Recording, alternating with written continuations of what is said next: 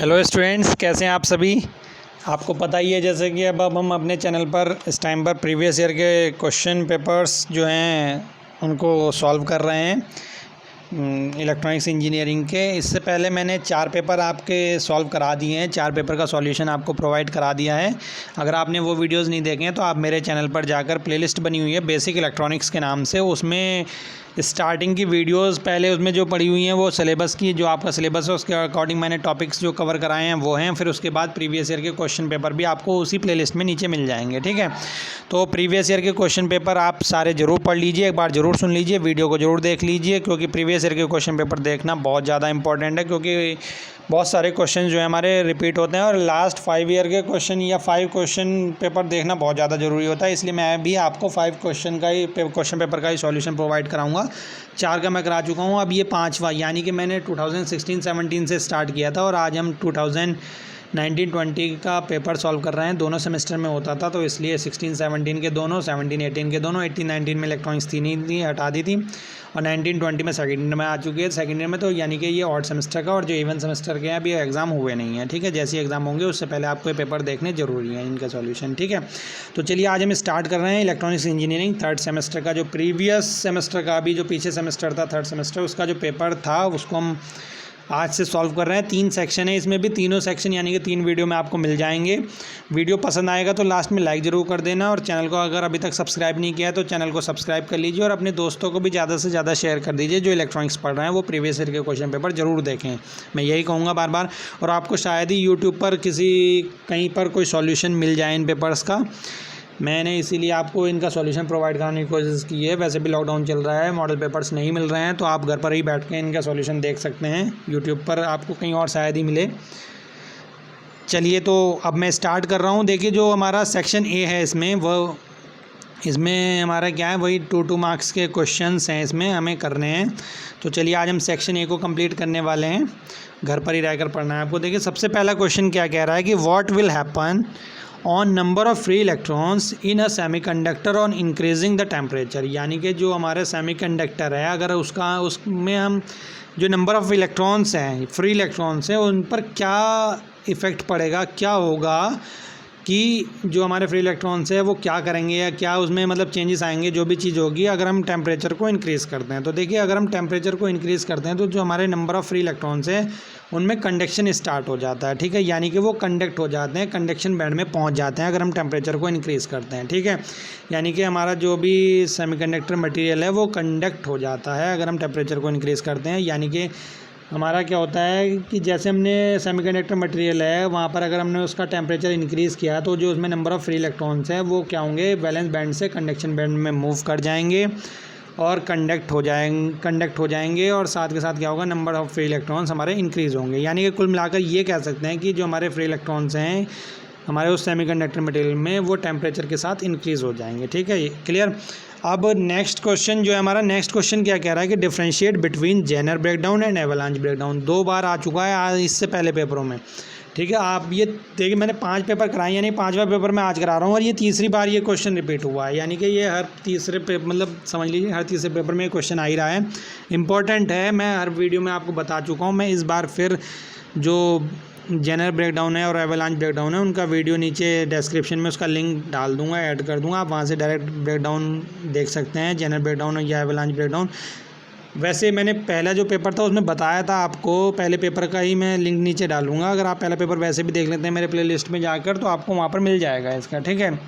2016-17 का जो पेपर था हमारा ऑड सेमेस्टर का, उसमें इन दोनों का डिफरेंस मिल जाएगा। बाकी मैं जैसे ही ये पेपर अब कंप्लीट होता है तो इसके बाद आपके जितने भी डिफरेंसेस हैं, जितने भी कंपैरिजंस हैं इस सब्जेक्ट में, इलेक्ट्रॉनिक्स इंजीनियरिंग में, 1st यूनिट से लेकर 5th यूनिट तक मैं सारे कंपैरिजन, सारे डिफरेंसेस आपको उनकी वीडियो भी लेके आऊँगा, वो प्रोवाइड कराऊंगा। आप उनको ज़रूर देख लीजिए उनको भी साथ में, क्योंकि ये कंपैरिजन हर एग्ज़ाम में दे ही देता है, और जो मैं वीडियोस आपको दूंगा उनसे ज़्यादा आपको कहीं बाहर मिलने वाला है नहीं। यानी कि ये वाला कंपैरिजन भी मैं अलग से एक वीडियो बना दूंगा, फिर उसके बाद जब बन जाएगी वीडियो तो उसका लिंक भी मैं इस डिस्क्रिप्शन में डाल दूंगा इसके, अदरवाइज़ आपको वो मिल ही जाएगी, ठीक है। चलिए अब जो नेक्स्ट क्वेश्चन है हमारा, नेक्स्ट क्वेश्चन क्या है, एक न्यूमेरिकल है। Zener diode regulator circuit has an input voltage that may vary from 22 volt to 30 volt. If the regulated output voltage is 12 volt, the load resistance varies from 140 ohms to 110 kilo ohms. Determine the maximum allowable series resistance. यानी कि अगर हम एक circuit mainly draw करें simple सा, तो इस तरह से हमारा हो सकता है, जैसे हमने इनपुट अप्लाई कर दिया, यहाँ पर एक रेसिस्टेंस हो गया सीरीज़ रेसिस्टेंस, यहाँ पर हमने एक जेनर डायोड यूज़ कर लिया, ठीक है, इस तरह से जेनर डायोड हमने यूज़ कर लिया, यहाँ पे हमने लोड रेसिस्टेंस ले लिया जिसके अक्रॉस हम आउटपुट ले रहे हैं, ठीक है। तो इस तरह से हमारा एक जनरल सर्किट बनेगा। इसमें ये RS इस रेसिस्टेंस की बात कर रहा है, मैक्सिमम पूछ रहा है। इनपुट वोल्टेज ये वेरी करा रहा है, कितना वेरी करा रहा है हमारा 22 वोल्ट यानी 22 वोल्ट से लेके 30 वोल्ट तक, और आउटपुट जो दे रहा है आउटपुट वोल्ट यानी कि 12 वोल्ट है हमारा। VZ भी हमारा फिर कितना होगा, 12 वोल्ट हो जाएगा VZ भी। और जो लोड रेसिस्टेंस है उसको वेरी करा रहा है 140 ओम्स से लेके 10 किलो ओम तक, ठीक है। तो हमें क्या RS पूछ रहा है। चलिए तो देखिए बहुत सिंपल क्वेश्चन है। सबसे पहले हमें RS निकालने के लिए हमें क्या चाहिए, उस जो रेसिस्टेंस है उसमें वोल्टेज कितना होगा, तो उसके इनपुट पर कितना वोल्टेज। अगर हम पहले 22 वोल्ट ले लें, मतलब जो मिनिमम वाला वोल्टेज है वो ले लें, तो 22 वोल्ट तो ये हो जाएगा 22 वोल्ट माइनस आउटपुट कितना, जो आउटपुट है वही हमारा VZ होगा, तो VZ होगा 12 यानी कि कितना हो गया 10 वोल्ट हमारा ये हो गया RS में, यानी कि जो सीरीज़ रेसिस्टेंस है जो मैंने अभी वो ऊपर बनाया था। वीडियो को पॉज करके नोट कर लिया करें, जो मैं पहले लिख देता हूँ वो कट हो जाता है, तो उसको वीडियो पॉज करें और नोट कर लें। अब जो मैंने सर्किट बनाया था उसमें जो ऊपर RS सीरीज़ रेसिस्टेंस था उसमें कितना वोल्टेज हो गया 10 वोल्ट, यानी कि हमने रेसिस्टेंस की वैल्यू के निकालने के लिए उसमें करंट और मेज़र करनी है। तो करंट हमारी क्या होगी, करंट मेज़र करने के लिए अगर हम देखिए इसमें क्या है, जेनर डायोड यूज़ कर रहे हैं, तो अगर हम एज्यूम करें हमारा जो IL है, एज्यूम नहीं पहले देखिए IL, पहले लोड रेसिस्टेंस निकालें, क्योंकि करंट जो है वो इनपुट करंट जो सीरीज़ रेसिस्टेंस में यूज़ हो रहा है वो आगे जाके दो पार्ट में डिवाइड हो रहा है, एक लोड रेसिस्टेंस में और एक जेनर डायोड में। तो लोड रेसिस्टेंस की अगर हम बात करेंगे तो लोड रेसिस्टेंस में हमारा वोल्टेज कितना है हमारा 12 वोल्ट, और अगर हम रेसिस्टेंस की वैल्यू इनिशियली पहले 140 ओम मान लें तो हमारा कितना हो जाएगा, कितना हमारा उसमें करंट हो जाएगा। IL की अगर हम बात करेंगे तो हमारा कितना हो जाएगा, ये हमारा कितना हो गया 12 वोल्टेज 12 है, और हमारा जो रेसिस्टेंस की वैल्यू है 140 हमने मान लिया, इसको हम डिवाइड कर लेंगे, लगभग 86 मिली एम्पियर आएगा। ये 86 मिली एम्पियर हमारा IL हो गया, ठीक है। ये तो IL हो गया, और हमारा जो वोल्टेज हमने निकाला RS में वो 10 वोल्ट है। IL हमारा कितना है 86 मिली एम्पियर है। अब जेनर डायोड में जो करंट है यानी कि IZ जो है जेनर करंट जो है वो इसमें दिया हुआ नहीं है, तो वो अगर हम अपनी तरफ से एज्यूम कर लेते हैं, एज्यूम कर लिया हमने 14 मिली एम्पियर हम ले लेते हैं ताकि राउंड फिगर बन जाए, 86 + 14 यानी कि 100 हमारा राउंड फिगर बन जाएगा, ठीक है। दिया हुआ नहीं है तो इसलिए हम इसको एज्यूम कर सकते हैं। तो हमने क्या मान लिया, डायोड करंट जो है हमारा जेनर डायोड वो 14 मिली एम्पियर हमने करंट मान लिया है, ठीक है।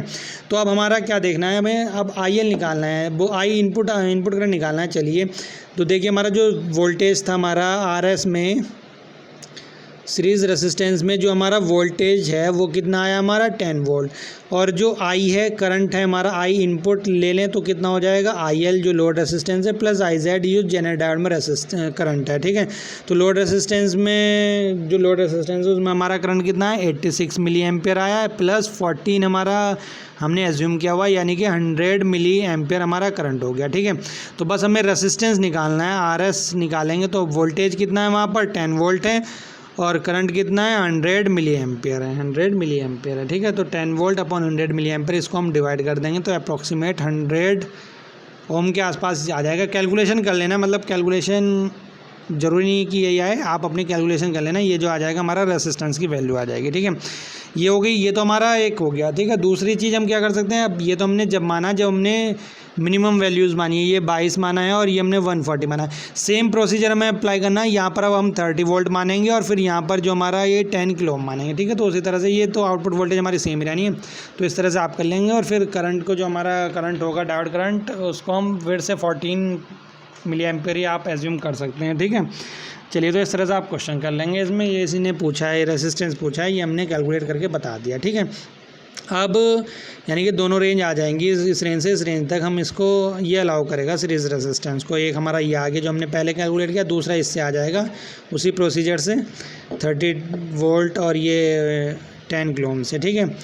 अब जो नेक्स्ट क्वेश्चन क्या कह रहा है कि what is the average current RMS current and efficiency of half wave and full wave rectifier. चलिए मैं बोल दे रहा हूँ, लिख दे रहा हूँ, नोट कर लीजिए। जो एवरेज करंट को बोला, ये एवरेज करंट की हमारी DC करंट भी होती है, ठीक है। मैंने ये पहले भी आपको बता दी है। मैं यहाँ पर हाफ वेव के लिए लिखूँगा और यहाँ पर इधर साइड में फुल वेव के लिए लिखूंगा, ठीक है, फुल वेव रेक्टिफायर के लिए। सबसे पहले मैं डीसी करंट आईडीसी की बात कर रहा हूँ। आईडीसी या एवरेज करंट भी हमारी यही होती है, आईडीसी को ही हम एवरेज करंट बोलते हैं, ठीक है। तो अगर हम बात करें हाफ वेव के लिए तो ये कितना होता है, आई एम अपॉन पाई होता है। और अगर हम फुल वेव की बात करें तो 2IM अपॉन पाई होता है, ठीक है। दिखाई नहीं दे रहा हो तो मैं बोल रहा हूँ, उसके अकॉर्डिंग नोट करते चलिए, ठीक है। फिर उसके बाद हम IRMS यानी कि RMS करंट की बात करें तो हाफ वेव के लिए हमारा क्या होता है, IM अपॉन 2 होता है, और फुल वेव के लिए होता है हमारा IM अपॉन √2 होता है, ठीक है। इनका एक तरह से कैलकुलेशन होता है पूरा। अब ये 2 नंबर का क्वेश्चन है तो इसमें पूरा कैलकुलेट करके नहीं बताना, आपको बस डायरेक्ट वैल्यूज़ बतानी है, ठीक है। और अगर एफिशिएंसी की बात करें, एफिशिएंसी हाफ वेव के लिए जो एफिशिएंसी होती है हमारी 0.406, या इसको कह सकते हैं सीधा 40.6%, ठीक है, परसेंटेज में। ऐसे ही अगर हम फुल वेव की बात करें तो कितना होता है 0.812, या फिर हम सीधी बात करें तो 81.2% होता है परसेंटेज में, ठीक है। तो ये तीनों चीज़ें मैंने दोनों के लिए बता दी हैं, आपको यही इसमें बतानी थी। चलिए ठीक है, नेक्स्ट क्वेश्चन पे चलते हैं। क्या कह रहा है कि drive the relationship between ICEO and ICBO in BJT। अब ये देखिए ICEO और ICBO है क्या। ये ICEO जो है हमारा, जब हमारा जो कॉन्फ़िगरेशन हमने पढ़ी थी, common ammeter, common base, common collector, तो जो कॉमन एमीटर की बात होती है तो कॉमन एमीटर में यानी कि CEM यूज़ करते हैं, तो कॉमन एमीटर में जो लीकेज करंट होती है उसको हम ICEO बोलते हैं। और जब कॉमन बेस यूज़ करते हैं तो कॉमन बेस में जो लीकेज करंट होती है उसको हम ICBO बोलते हैं BJT में, ठीक है। तो इनमें रिलेशनशिप बताना है। अभी देखिए मैं एक रिलेशन, इसके साथ एक नहीं 2 बल्कि 3 रिलेशनशिप बताऊंगा, उनमें से कोई सा भी कभी कभी एग्जाम में दे देता है वो, ठीक है। चलिए तो अब मैं स्टार्ट करता हूँ, अब नोट करते चलिएगा, ठीक है। अगर दिखाई नहीं देगा तो जो मैं बोल रहा हूँ उसके अकॉर्डिंग आप नोट करते चलिए, या वैसे मैं रुकिए 1 मिनट, थोड़ा जूम कर लेता हूँ ताकि आपको क्लियरली दिखाई दे जाए, ठीक है। यहाँ पर मैं नोट करता हूँ, देखते चलिए और नोट करते चलिए। हमें पता है हमारी सबसे पहला करंट जो ट्रांजिस्टर की करंट होती है I = IB + IC होती है, क्लियर, ये होती है, यहाँ पता है, ठीक है। अब अगर हम बात करें कॉमन बेस की, कॉमन बेस में क्या होता है, नोट करते चलिए। कॉमन बेस कॉन्फ़िगरेशन में हमें पता है कि IC = हमारा होता है कॉमन बेस के लिए αIE + ICBO, common base leakage current plus αIE, ये हमारा टोटल IC होता है, ठीक है। किस में होता है ये, कॉमन बेस कॉन्फ़िगरेशन के लिए, ठीक। अब चलिए हम बात करते हैं, ये वाली जो हमने IC हमने कैलकुलेट की, ये जो IC हमारा कॉमन बेस में होता है, ये IC हम इस इक्वेशन में पुट कर देते हैं। तो हमारा IE = कितना हो जाएगा, यहाँ से IE = हो जाएगा हमारा IE = हो जाएगा, कितना हो जाएगा यहाँ पर, 1 सेकेंड, ये 1 सेकेंड, हमें ये नहीं करना है कि ये वाली वैल्यू यहाँ पर पुट नहीं करनी, बल्कि ये वाली जो IE की वैल्यू है ये वाली पुट करते हैं हम इस वाली इक्वेशन में यहाँ पर, ठीक है। तो हमारा IC इक्वल हो जाएगा कितना, αIB + IC, ठीक है, और प्लस ICBO, यहाँ तक क्लियर है। यानी कि इसको इक्वेशन नंबर 1 मान लीजिए, इसको इक्वेशन नंबर 2 मान लीजिए, इक्वेशन नंबर 1 से IE की वैल्यू इक्वेशन नंबर 2 में पुट कर दीजिए, ठीक, यहाँ तक क्लियर। अब इसको थोड़ा सा सॉल्व कर लेंगे, सॉल्व क्या कर लेंगे, इसको ओपन कर लेते हैं, तो ये हो जाएगा αIB + αIC + ICBO, ठीक है। यहाँ तक क्लियर, नोट कर लिया, वीडियो पॉज करके नोट कर लीजिए, ठीक है। मैं कट कर रहा हूँ इसको। अब इसके बाद क्या होगा, इसके बाद हम क्या करेंगे, जो हमारा ये इधर αIC आया था इसको इधर ले जाएंगे, यानी कि IC - αIC एक साइड ले गए हम, इक्वल्स टू हमारा क्या हो जाएगा, αIB + ICBO। यहाँ से हम क्या करेंगे, दोनों में से IC कॉमन ले लेंगे, तो IC हमने कॉमन लिया तो 1 - α हो गया, ठीक है, इक्वल्स टू αIB हो गया हमारा प्लस ICBO हो गया, ठीक है ना। यहाँ तक क्लियर। अब हमने क्या करना है, ये 1 - α जो इधर डिवाइड में ले जाएंगे, तो IC = कितना हो गया हमारा, α/1 - αIB + 1/1 - α ICBO, ठीक है, यहाँ तक क्लियर। अब आपने अगर मेरी वीडियोस देखी होंगी या आपको पता ही होगा, जो हमारा करंट गेन रिलेशनशिप होता है उसमें हमने जो करंट गेन रिलेशनशिप पढ़ा है, तो उसमें हमने पढ़ा है कि बीटा = कितना होता है, α/1 - α होता है, ठीक है, α/1 - α। तो यानी कि ये वाली वैल्यू तो हमारी यहाँ पर पुट हो जाएगी।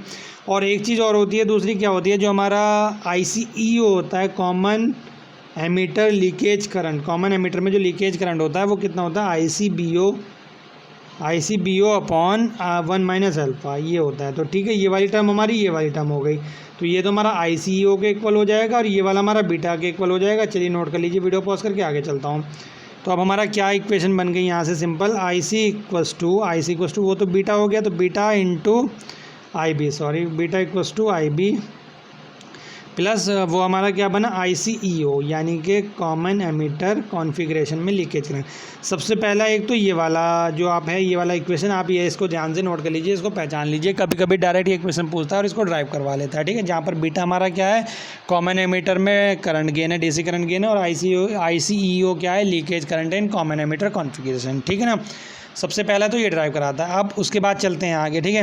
हमें पता है क्या कि alpha equals to beta upon 1 plus beta होता है, ये हमने कॉन्फ़िगरेशन में पढ़ रखा है, ठीक है ना। तो अब हम क्या करेंगे, ये वाला जो हमारा है, हमारा इक्वेशन जो हमने ऊपर अभी बनाई थी, कौन सी इक्वेशन थी हमारी, जो IC मैं यहाँ पे दोबारा लिख दे रहा हूँ, ICEO इक्वस टू क्या था हमारा, ICBO जो हमने माना था अभी अपॉन 1 माइनस अल्फ़ा था, ठीक है। 1 माइनस अल्फ़ा जहाँ पर हमने ICEO लिखा था, अगर हम इस इक्वेशन को लें और इसमें अल्फ़ा की जगह पर ये वाली वैल्यू पुट कर दें, ठीक है, तो हमारा कितना हो जाएगा, ICEO equals to ICBO upon 1 minus, अब ये हमने पुट कर दिया तो कितना हो गया, बीटा अपॉन 1 प्लस बीटा हमने यहाँ पर पुट कर दिया इसकी जगह पर, ठीक है।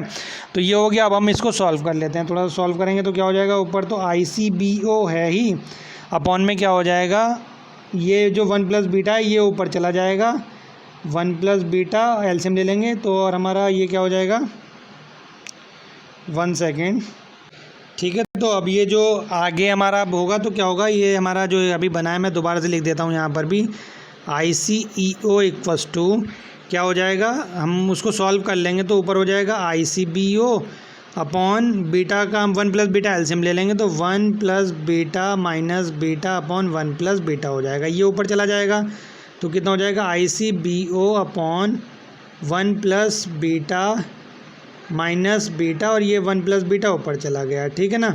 ये बीटा बीटा कैंसिल होगा तो यहाँ पर क्या बना हमारा, ICEO इक्वस टू 1 या ICBO इंटू 1 प्लस बीटा, या इसको सिंपली अगर हम कहें या बस यही लिख सकते हैं तो ये वाला रिलेशन ही उसने पूछा है एग्ज़ाम में, ठीक है। ICEO और ICBO में क्या रिलेशन है, तो ये वाला उसने पूछा है, तो ये वाला आप डायरेक्ट बस बता सकते हैं और सिंपली यहाँ पर ही छोड़ देंगे, आपका क्वेश्चन तो हो गया।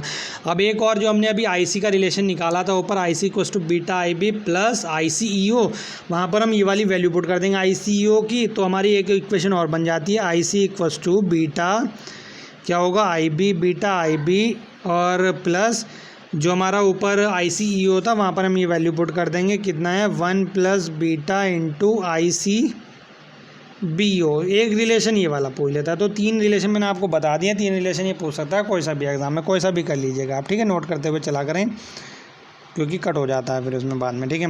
ये वाला हमारा हो चुका है। अब ये वाला क्वेश्चन, अब ये describe how an FET can be used as a voltage control resistor, यानी कि ये वाला क्वेश्चन भी मैं आपको कई बार बता चुका हूँ, ये भी 2-3 बार आ चुका है। अगर आप पहले पेपर देख चुके होंगे तो आपको ये क्वेश्चन भी समझ में आ जाएगा, ठीक है, या आ ही गया होगा, ठीक है ना।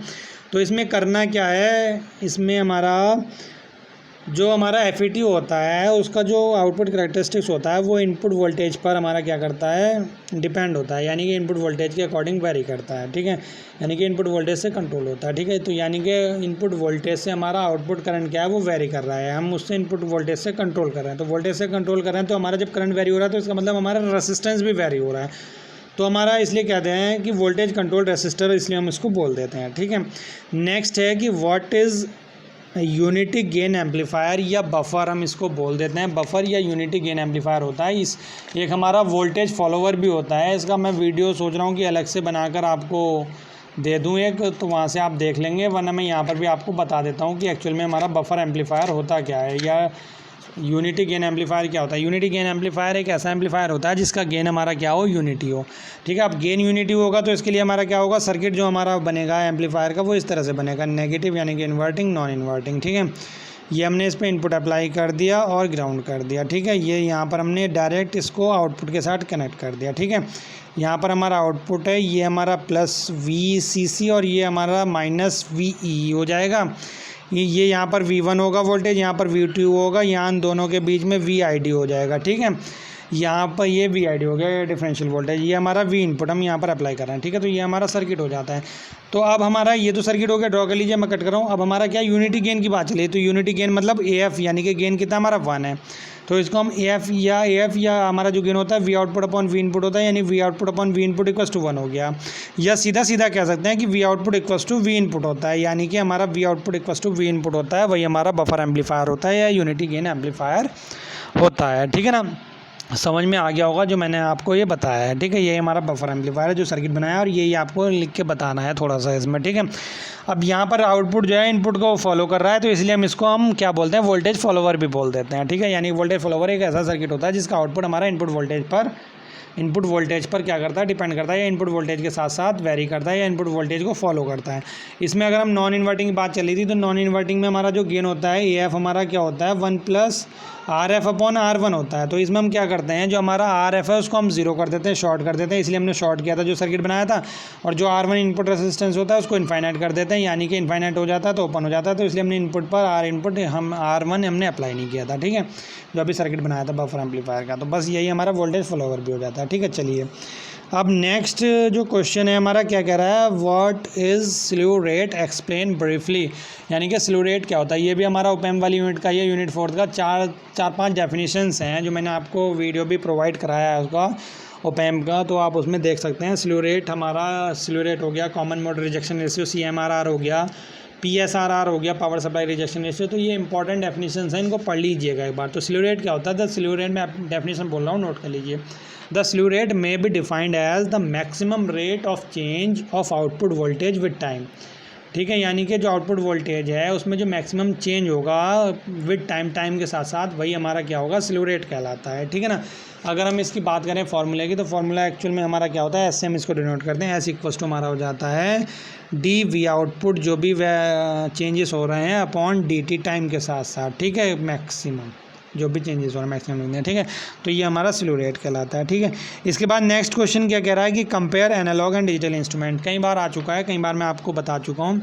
एक्यूरेसी हो गई, स्पीड हो गई, इस तरह से आप लिख सकते हैं, काफ़ी सारे 4-5 लिख देंगे, बहुत है, 2 नंबर का क्वेश्चन है, ठीक है। अब नेक्स्ट है right the applications of CRO। CRO की एप्लीकेशन क्या, सिंपल है एकदम। CRO को हम यूज़ करते हैं मेज़र करने के लिए क्या, फ्रिक्वेंसी। CRO को हम यूज़ करते हैं मेज़र करने के लिए क्या, फेज डिफरेंस। CRO को हम यूज़ करते हैं क्या, मेज़र करने के लिए टाइम। CRO को हम यूज़ करते हैं अपनी किसी भी सिग्नल की वेवफॉर्म को देखने के लिए, ठीक है। तो काफ़ी सारी एप्लीकेशंस हैं, आप बड़े ईजीली लिख सकते हैं। तो ठीक है, सेक्शन ए आज हमारा ये कंप्लीट हो चुका है। नेक्स्ट वीडियो में हम सेक्शन बी लेके आएंगे, फिर उसके बाद सेक्शन सी लेके आएंगे, ठीक है। तो वीडियो पसंद आया तो जल्दी से लाइक कर दीजिएगा। शायद ही आपको यूट्यूब पर प्रीवियस ईयर के क्वेश्चन पेपर का सॉल्यूशन मिले, इसलिए मैं आपको प्रोवाइड करा रहा हूँ, और इनको जरूर पढ़ के जाइए, सुन के जाइए, देख के जाइएगा एग्जाम में, ठीक है। लास्ट तक जरूर देखा करें वीडियो। चैनल को सब्सक्राइब नहीं किया तो चैनल को सब्सक्राइब जरूर कर लीजिए। आज के लिए इतना ही सफिशिएंट है, ओके।